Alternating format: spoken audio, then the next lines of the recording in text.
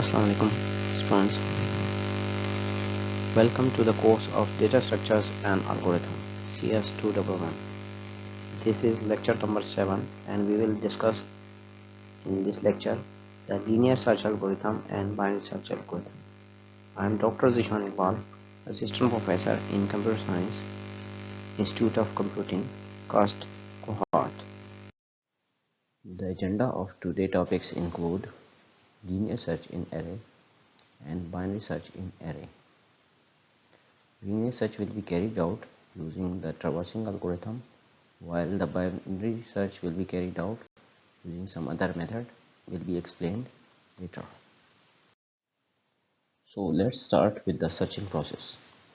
Searching is the process of finding a specific element within a data structure. In most cases, we search for a value called the target or the key. The goal of searching algorithm is to determine whether the element exists in the dataset, and if it does, we will return its position. Searching algorithms are generally divided into two categories. The first category is sequential searching, where elements are checked one by one. Linear search is an example of this method. The second category is known as interval searching, where the search space is repeatedly divided to locate the elements more efficiently. Binary search belongs to this category. Both method has its own advantage and are suitable for different types of data sets. See students, searching algorithms are widely used in real-world applications. Database use searching to retrieve records quickly. Search engines are widely used searching techniques to find relevant information from massive datasets. For example, you can see that Google is used for searching. Google has different methods of searching. Online shopping system uses searching algorithm to locate products in their inventory. Even mobile phone use searching algorithms when you search for contacts or messages. This shows how important searching algorithms are in modern day computing. Now the linear search is the simplest searching algorithm. In this method, the algorithm starts from the first element of the array and compare each element with the target value.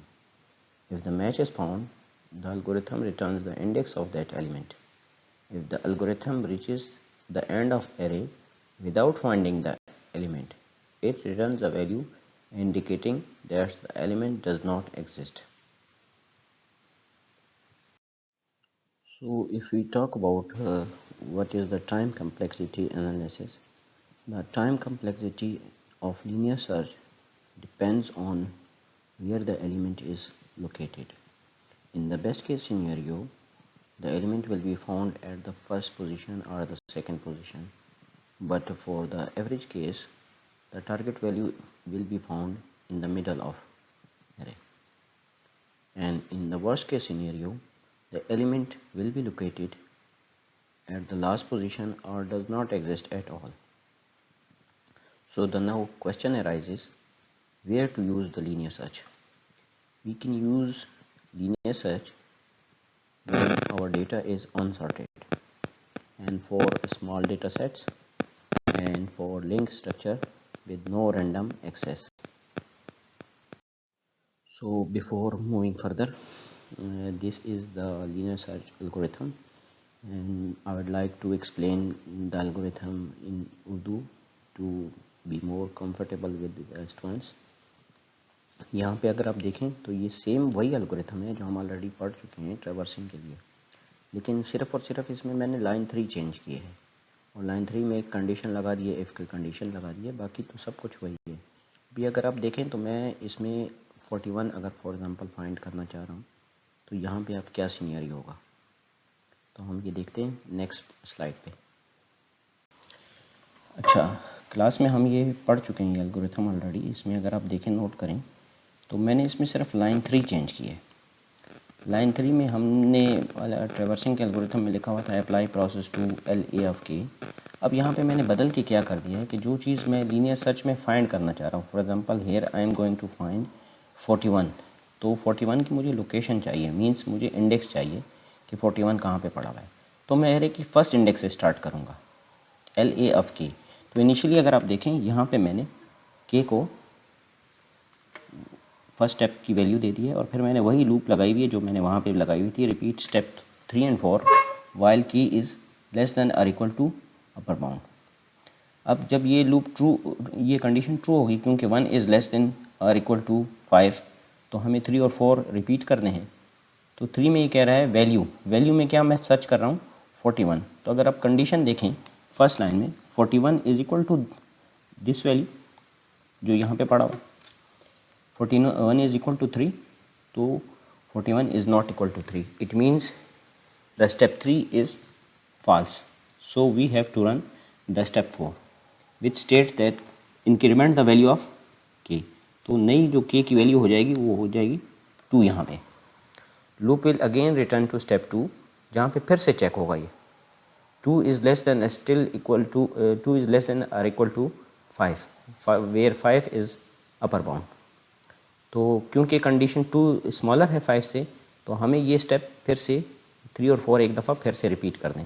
3 में जब हम फिर से आएंगे तो फिर से value check होगी। इफ़ वैल्यू जो कि मैं सर्च कर रहा हूँ, देखें ये तो फिक्स है जिसको मैं सर्च कर रहा हूँ, तो value is equal to this value 20, 41 is equal to 20 which is false. तो अगेन ये देन पोर्शन एग्जीक्यूट नहीं होगा, स्टेप अगेन कहाँ जाएगा, इस लाइन 4 पे जाएगा। लाइन 4 के बाद एकदम से फिर ये k की वैल्यू फिर इंक्रीमेंट होकर क्या हो जाएगी, नेक्स्ट वैल्यू विल बी 3 के बाद अगर आप देखें तो क्योंकि लूप चल रही है तो loop will again return to step number 2 where again condition will be check 3 is less than और इक्वल टू 5, yes, तो we have to repeat step 3 and 4, so we will move again to step number 3। now again the value will be checked, 41 is equal to LA of 3 में देखें इस वक्त क्या पड़ा हुआ है 33, तो 41 is equal to 33, no, so the condition is false, it means we have to run the step 4 and step 4 says कि k की वैल्यू को आप इंडेक्स को आप फिर इंक्रीमेंट कर दें। जब ये स्टेप रन हो जाएगा कम्प्लीटली तो we will again move to step number 2 to complete the loop, जहाँ पे अब अगर आप देखें तो फिर से कंडीशन चेक होगी 4 इज़ लेस देन और इक्वल टू 5, तो 4 इज़ स्टिल लेस देन और इक्वल टू 5, तो कंडीशन मीट हो रही है। It means we have to, हमें क्या करना है इस वक्त, फिर हमें स्टेप 3 एंड 4 दोबारा से एग्जीक्यूट करने, ठीक है। इसके बाद अगर आप 3 में आ जाएं, क्योंकि हमें रिपीट करने हैं तो हम 3 पे आ जाएंगे। 3 में लिखा हुआ है if value is equal to LA of K, तो इस वक्त अगर आप देखें तो K की वैल्यू है 4, तो LA ऑफ 4 में क्या पड़ा हुआ है 41 एंड वैल्यू क्या है हमारे पास 41 is equal to 41, it means ये कंडीशन ट्रू हो गई है। तो क्योंकि कंडीशन ट्रू उस वक्त हो गई जब हम वो वैल्यू एरे के इंडेक्स में ढूंढ लें जब हम सर्च कर रहे हैं, तो इसका मतलब हम देन पोर्शन एग्जीक्यूट होगा इसके बाद। अब देन पोर्शन में देखें क्या लिखा हुआ है, देन पोर्शन ये कह रहा है कि लोकेशन को कर दें किसके बराबर 4 के बराबर, क्योंकि हमें वैल्यू कहाँ पे मिली है 4th नंबर लोकेशन पे, एंड फिर हमें प्रिंट करना है वैल्यू फाउंड एट K। तो क्या प्रिंट होगा एल्गोरिथम में, value found at 4 means index number 4 and exit. अब एग्जिट क्यों कर रहे हैं हम, क्योंकि अगर आप ये स्टार्ट से देखें तो अगर हम एग्जिट ना करें तो इट मीन्स कि आगे जाएगा। अब हमें फर्दर आगे जाने की ज़रूरत नहीं रही, ज़रूरत क्यों नहीं रही, क्योंकि हमें अपनी वैल्यू कहाँ मिल गई है, लोकेशन नंबर 4 पे मिल गई है, ठीक है।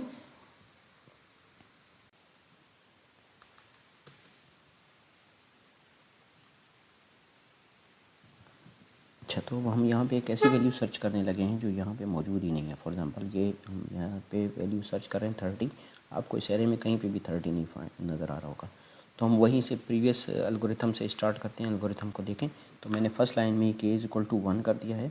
1 क्या है, अब ये लोअर बाउंड की वैल्यू जो मैंने इसको असाइन कर दी है, ये वाली लोअर बाउंड की वैल्यू असाइन कर दी है, और यहाँ पर मैं फिर से लूप लगा दिए, और लूप में मैंने कहा है कि 3 और 4 रिपीट करो जब तक ये कंडीशन ट्रू है। अब कंडीशन क्या है, k इज़ लेस देन और इक्वल टू अपर बाउंड। इस कंडीशन में हम वैल्यू डालें, k की वैल्यू है 1 और अपर बाउंड की वैल्यू है 5, तो 1 इज़ लेस देन और equal to 5, it means it is true, तो we have to repeat these 2 steps. अब ये 2 स्टेप्स क्या हैं वो जो हम पीछे पढ़ चुके हैं ऑलरेडी। इसमें अगर आप देखें तो थर्ड में लिखा हुआ है if value is equal to L A of K. अब के की वैल्यू 1 है और वैल्यू हमारे पास 30 है, 30 is equal to L A of 1। अब एल ए ऑफ 1 में क्या पढ़वाई जी, तो हमारे पास ये 3 है, 30 इज़ इक्वल टू 3, नो, तो हमें वैल्यू यहाँ पे नहीं मिली। We have to move to another index, तो उसके लिए हम क्या करेंगे, स्टेप 4 एग्जीक्यूट हो रहा है। स्टेप 4 क्या कह रहा है कि इसको क्या कर दें, हम 2 के बराबर कर दें, इंक्रीमेंट कर दें सिंपली, एरे के नेक्स्ट इंडेक्स पे हम जा रहे हैं। तो इसके बाद हम we will return again to step number 2, क्योंकि जब तक लूप चलती रहेगी मतलब फॉल्स नहीं हो रही, तो हमें we have to execute again and again until the loop becomes false. ठीक है, अब अगर आप इसमें फिर वैल्यू डालें तो जस्ट इसमें के की वैल्यू बदल गई है, तो फ़र्क यह आएगा 2 इज़ लेस देन और इक्वल टू 5, तो स्टिल इट इज़ ट्रू, तो we have to again repeat these 2 steps. अब ये दीज 2 स्टेप्स में क्या लिखा हुआ है भाई, 3 में अगर देखें तो value is equal to L A of 2, value क्या है हमारे पास 30 एंड एल ऑफ 2 में क्या पड़ा हुआ है 20, तो 30 इज़ इक्वल टू 20, नो, तो अब यहाँ पे भी हमें वैल्यू नहीं मिली। इट मीन्स कि हमें ये स्टेप देन पोर्शन एग्जीक्यूट नहीं करेंगे, इसके बाद वाला स्टेप करेंगे। बाद वाले में क्या लिखा है k+1, तो सिंपली ये इंक्रीमेंट हो रही है यहाँ पे, ठीक है। और इसके बाद again the loop the control will return to step 2, क्योंकि लूप चल रही है अभी तक, लूप जब तक फॉल्स नहीं हो रही हमें इसको अगेन एंड अगेन एग्जीक्यूट करना पड़ेगा। ठीक है, अब इसमें फिर से अगर आप वैल्यू डालें इस कंडीशन में तो सिर्फ के की वैल्यू बदली है, 3 इज़ लेस देन और इक्वल टू अपर बाउंड 5 है, तो 3 इज़ लेस देन और इक्वल टू 5, तो कंडीशन स्टिल ट्रू है। हमें ये स्टेप 3 एंड 4 दोबारा से एग्जीक्यूट करने हैं। 3 में वही बात थी कि ये 30 is equal to L F 3, L F 3 में क्या पड़ा भाई जी, तो देखें ये 33 है, 30 is equal to 33, no false, तो इसका मतलब ये स्टेप फिर से देन पोर्शन एग्जीक्यूट नहीं होगा और 4 होगा। 4 कह रहा है कि ए को जस्ट इंक्रीमेंट कर दे, तो ये हो जाएगा 4 हमारे पास। और उसके बाद again loop will control will return to step number 2, जहाँ पे अगर आप देखें तो कंडीशन में सिर्फ के की वैल्यू का फ़र्क आया, 4 इज़ लेस देन और equal to 5, 4 is still less than और equal to 5 which is true, तो वी हैव अगेन एग्जीक्यूट करना, हमें क्या है, हमें ये जो 2 स्टेप्स हैं ये दोबारा से रिपीट करने। अब थर्ड पे आ जाएं तो 30 is equal to L A of 4, यहाँ पे देख लें एल ए क्या चीज़ है, एल ए इस एरे का नेम मैंने रखा हुआ है, ठीक है। तो एल ए ऑफ 4 में क्या पड़ा भाई जी, एल ए ऑफ 4 में 41 पड़ा हुआ है, 30 इज़ इक्वल टू 41, नो, तो फिर हमें स्टेप 4 करना है। स्टेप 4 कह रहा है कि केक को फिर इंक्रीमेंट कर दें 5 and then we will move to step number 2, जहाँ पे हमें फिर कंडीशन में वैल्यू डालनी है। कंडीशन में अगर आप वैल्यू डालें तो 5 इज़ लेस देन और equal to 5 which is true, तो हमें ये स्टेप जो हैं ये स्टेप एक दफ़ा फिर करने पड़ेंगे। इफ़ वैल्यू थर्ड में देखें फिर से 30 is equal to L F 5, L F 5 में अब इस वक्त क्या वैल्यू है 55, तो 30 is equal to 55, no, it means कि हम देन पोर्शन की तरफ नहीं जा रहे, ठीक है। एंड उसके बाद हमें स्टेप नंबर 4 एग्जीक्यूट करना पड़े। 4 क्या कह रहा है जी, 4 कह रहा है कि इसको के को इंक्रीमेंट कर दें एक दफ़ा और, तो ये हो जाएगा 6, और 6 के बाद loop will again control will again return to step number 2 where condition will be again be checked, 6 is less than और इक्वल टू 5, तो यहाँ पे अगर आप देखें तो ये कंडीशन फॉल्स हो गई है। इसका मतलब ये है कि इस दफ़ा हमें ये जो 2 स्टेप्स हैं ये 2 नहीं करने, और हमारा कंट्रोल डायरेक्ट आएगा स्टेप नंबर 5 की तरफ, क्योंकि ये लूप की बॉडी से निकल जाएगा।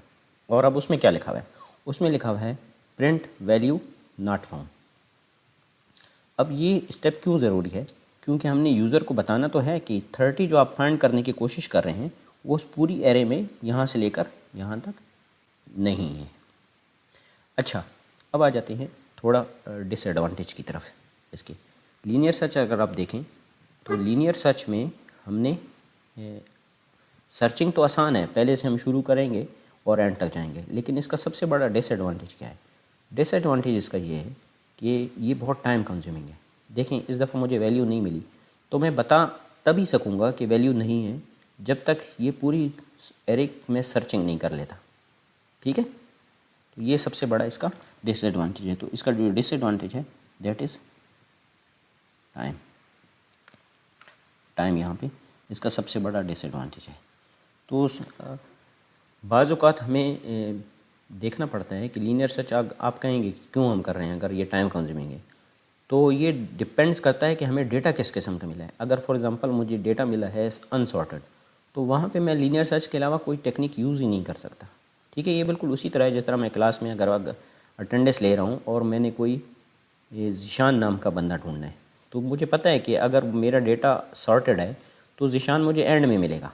ठीक है, लेकिन अगर मुझे ऐसी लिस्ट मिले जिसमें नेम सॉर्टेड ना हो तो मुझे 1 बाय 1 वो ज़ीशान को ढूंढना पड़ेगा। ठीक है, तो बाज़ औक़ात हमें इस लीनियर सर्च की ज़रूरत पड़ती है तो उस वक्त हम उस यूज़ करते हैं। लेकिन अगर डेटा सॉर्टेड हो तब हमें लीनियर सर्च की ज़रूरत नहीं रहती, तब हम उसके लिए बाइनरी सर्च यूज़ करते हैं। ठीक है, जो कि हमारा नेक्स्ट टॉपिक है। तो नेक्स्ट में फिर देखते हैं कि उसमें हम बाइनरी सर्च में क्या प्रोसेस होता है।